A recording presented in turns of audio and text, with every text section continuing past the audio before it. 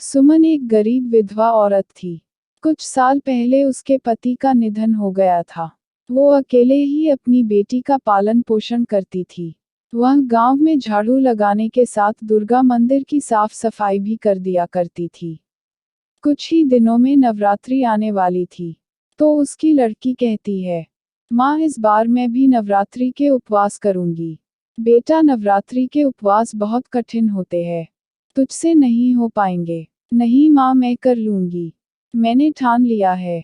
ठीक तो इस बार मैं भी तेरे साथ व्रत करूंगी। दोनों ने व्रत करने का सोच लिया। सुमन ने इधर उधर से कुछ पैसों का इंतजाम कर पूजा का सामान लेके आई।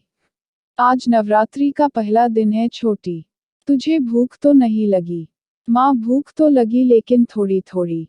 बस अब शाम होने वाली है, हम माँ के दर्शन के बाद फलाहार करेंगे। दोनों थोड़े बहुत फूल लेकर मंदिर जाती है। इसके अलावा उनके पास कुछ था भी नहीं। वो मंदिर की सीढ़ियां चढ़ ही रही थी कि तभी पुजारी उन्हें रोक लेता है। ए कहाँ मुंह उठा के जा रही है? तुझे पता नहीं यहाँ नीच जाति के लोगों का जाना मना है। तभी मुन्नी कहती है, पुजारी जी माता के लिए तो सारे बच्चे एक समान होते हैं, फिर हमें क्यों नहीं अंदर जाने दे रहे हैं? अब तू मुझे ज्ञान देगी।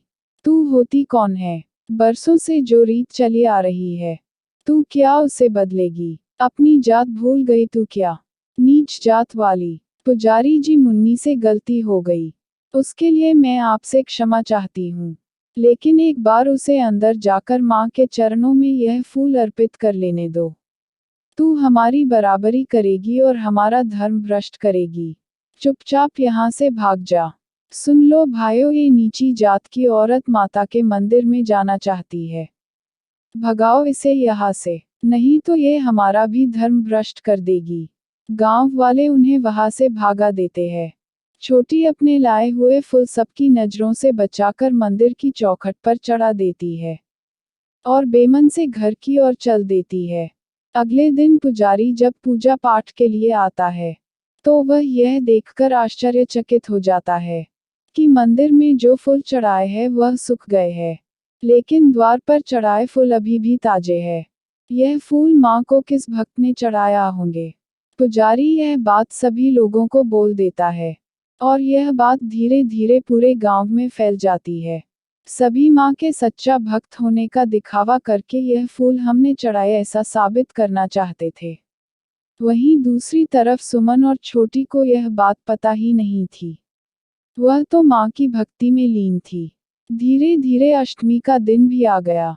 दोनों माँ बेटी ने माँ को भोग लगाने के लिए हलवा और पूरी का भोजन बनाया था, जो उसने बड़ी मुश्किलों से इकट्ठा किया था। छोटी आ जाओ, व्रत के पालन का टाइम हो गया है। दोनों माँ बेटी भोजन लगाकर बैठी थी कि बाहर से किसी औरत की आवाज आती है। छोटी जाकर दरवाजा खोलती है तो एक बूढ़ी औरत दरवाजे पर खड़ी रहती है। अरे बेटी, कुछ खाने को मिलेगा? मैंने 2-3 दिन से भोजन नहीं किया है। तब तक सुमन भी दरवाजे के पास आ जाती है। बूढ़ी औरत को देखकर दोनों को दया आ जाती है, और वह अपना सारा खाना उसे दे देती है। बूढ़ी औरत की खाना खाकर आत्मा तृप्त हो जाती है।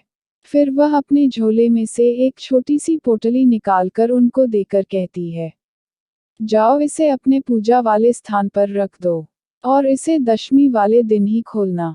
तुम्हारे सारे दुख दर्द दूर हो जाएंगे।